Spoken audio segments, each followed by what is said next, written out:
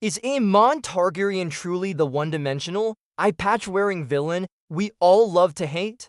Or is there something more complex lurking beneath the surface, a story of a boy forged by duty, neglect, and a prophecy he felt he had to fulfill? What if I told you that everything you think you know about Aemond One-Eye is only half the story? Today, we're diving deep into the true story of Aemond Targaryen, breaking the villain myth and uncovering the tragic prince behind the Sapphire Eye. Stick around because by the end of this video, you might just see the dance of the dragons in a completely new light. So let's get into it. When we first meet Aemond, he's not a dragon-riding warrior. He's a child, a Targaryen prince without a dragon. Think about that for a second. In a family where your worth is literally measured by the fire-breathing beast you can claim, Aemond had nothing. His own brother, Aegon, and his nephews, Jace and Luke, relentlessly mocked him for it. They called him weak. They called him a failure. Even the stable boys got in on it with the pink dread prank. This isn't just childhood teasing.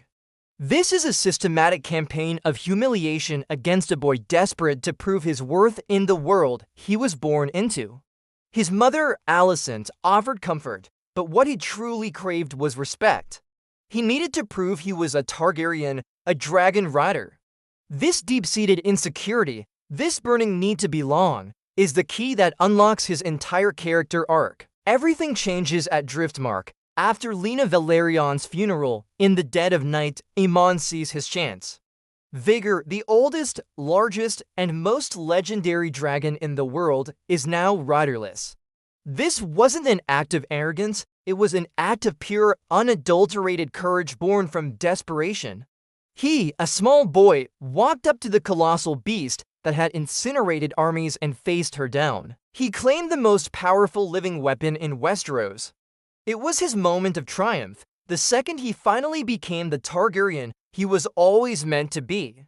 But that triumph was short-lived. His cousins, furious that he stole their dead mother's dragon, confront him. And what happens next is not a simple playground fight. It's a brutal, defining moment. He's attacked, outnumbered for 2-1. He fights back, yes, but in the chaos, his eye is slashed out. And what is his father, King Viserys' reaction? He demands to know where Aemond heard the vile slander about his nephews being bastards, completely ignoring that his own son has just been permanently maimed.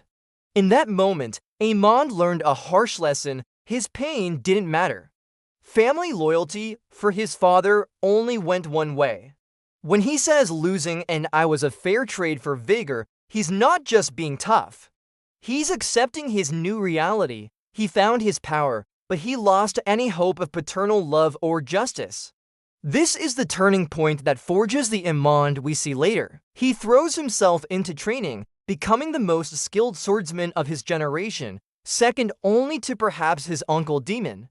He studies history, tactics, and philosophy. He isn't just a brute. He's a scholar warrior, molded by the masters and by his own relentless drive. He wears the sapphire in his empty socket not just as a macabre trophy, but as a constant reminder of the price he paid for power and the injustice he suffered. It's a symbol of his vow. He carries that grudge, that debt, for years. While his brother Aegon drinks and shirks his duties, Aemond becomes the silent, dutiful pillar of his family's cause. He sees the Green's claim to the throne not just as a political move, but as a necessity for their very survival. He believes, perhaps rightly, that if Rhaenyra ascends the throne, he and his family will be executed. His fight is not just for power, but for his life and the lives of his mother, his brother, and his sister. Now, we have to talk about Storm's End. This is the moment that truly cements his villain status in the eyes of many. He confronts Lucerys Velaryon, the same boy who took his eye years ago. The tension is palpable. Aemond demands an eye for an eye, a debt he has carried for a decade. Is it cruel? Yes. Is it personal? Absolutely. But in the world of Westeros, this is a matter of honor and retribution. When Luke flees, Aemond pursues him on Vhagar. And here's where the show and the books offer a crucial nuance. In the show, it's portrayed as an accident. Aemond loses control of the colossal Vhagar, who acts on her own aggressive instincts. We see a flash of shock and horror on Aemond's face.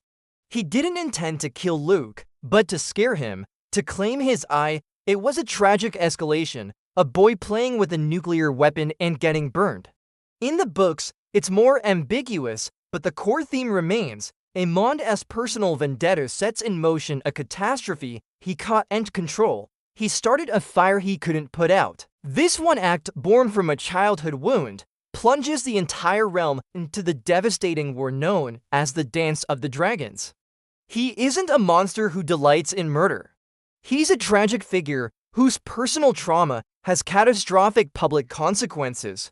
Throughout the war, Aemond becomes the Green's single greatest military asset. While Aegon is king in name, Aemond is the true power, the regent, the protector of the realm. He rides Vhagar into battle after battle, becoming a terrifying symbol of the Green's might. He burns the Riverlands, a brutal tactic, but one he sees as necessary to win the war and protect his family. He is decisive, ruthless, and efficient where his brother is weak and hedonistic. He hunts Rhaenyra's sons with a cold fury, not just out of strategic necessity, but because he sees them as the source of all his family's suffering, the living symbols of the lie that tore the realm apart. His actions are harsh, but they are not random. They are driven by a consistent, if skewed, code of duty and vengeance. He is the warrior his father never was, the son his grandfather Otto Hightower always wanted. He carries the entire weight of the war on his shoulders, and it slowly grinds him down. Aemond's final confrontation with his uncle Daemon at the Battle Above the Gods' Eye is the stuff of legend. It's the ultimate duel, the old guard versus the new, student versus master, two of the most dangerous men in Westeros locked in a fight to the death. Aemond knows he's flying into a trap. He knows Daemon is waiting for him, but he goes anyway. Why? Because it's his duty, it's his destiny. He faces his fate with open eyes, chaining himself to his saddle to ensure he won't be separated from Vhagar. In his final moments, as Daemon leaps from his dragon and plunges Dark Sister through Aemond's sapphire eye, there is a sense of tragic inevitability. He dies as he lived, fighting for his cause, bound to his dragon, and finally paying the ultimate price that began with the loss of an eye so many years ago. So, was Aemond Targaryen a villain, or was he a product of his circumstances? A neglected boy who sought power to protect himself, a dutiful son who carried the weight of a war, and a warrior whose personal trauma ignited a continental conflict. The story of Aemond isn't a simple tale of good versus evil, it's a tragedy. It's a cautionary tale about how personal pain, when left to fester, can grow into something monstrous. He was forged in the fire of family betrayal and tempered by the cold steel of duty. He may not be a hero, but to call him a simple villain is to ignore the complex, compelling, and ultimately tragic truth of Aemond One Eye. What do you think? Is Aemond a misunderstood tragic figure or a straight-up villain? Let me know your thoughts down in the comments. I read every single one. If you enjoyed this deep dive and want to see more characters put under the microscope, make sure to hit that like button and subscribe so you don't miss the next video. Thanks so much for watching, and I'll see you in the next one.